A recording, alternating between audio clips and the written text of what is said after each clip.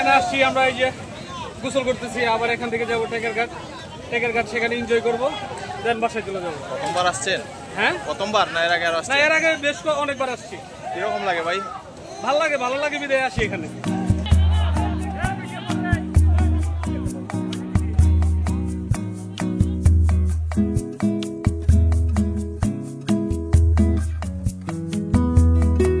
প্রকৃতি অবশ্যই সুন্দর, বিশেষ করে আমাদের যেহেতু সিলেট হচ্ছে প্রকৃতিপূর্ণ, অবশ্যই সিলেটটা সুন্দর। এই জায়গাটা তাইছি আজকে আমাদের স্টাফ একজনকে লইয়া, অনেক ভালো লাগে। সাঁতার কাটছি,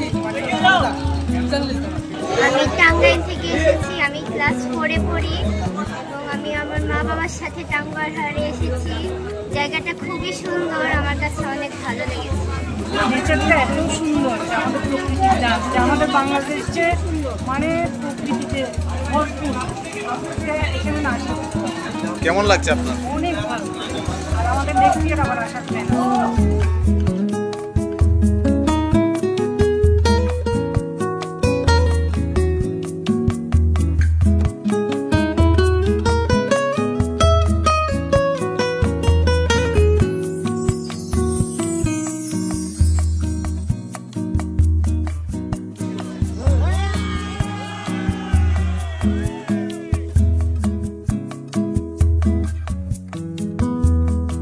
প্রথমবার আসলাম এখানে, লাইফে ফার্স্ট টাইম। আসলে খুব আনন্দ পাইছি, মজা পাইছি।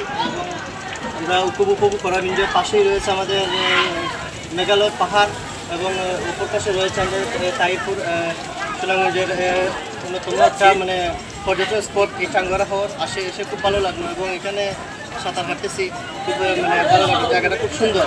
এখানে হাওরটা মনে হয় কয়েক ভাগে বিভক্ত। আমরা প্রথমে সুরমা নদীতে আসলাম, সুরমা নদীতে আসে সেখান থেকে শনির হাওর হয়ে তারপর হচ্ছে টাঙ্গর হাওরে প্রবেশ করলাম।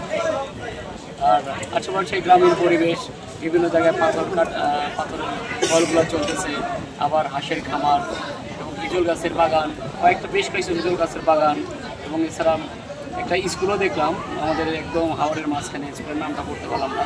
সবকিছু মিলিয়ে আপনার কাছে পরিবেশটা কি? না, একদম চমৎকার এবং আসার পথে কোনো জায়গায় কোনো সমস্যা হয় নাই। তবে রাস্তাটা ঢাকা থেকে সিলেট পর্যন্ত আসার যে রাস্তাটা সুনামগঞ্জের দিকে, খুবই খারাপ।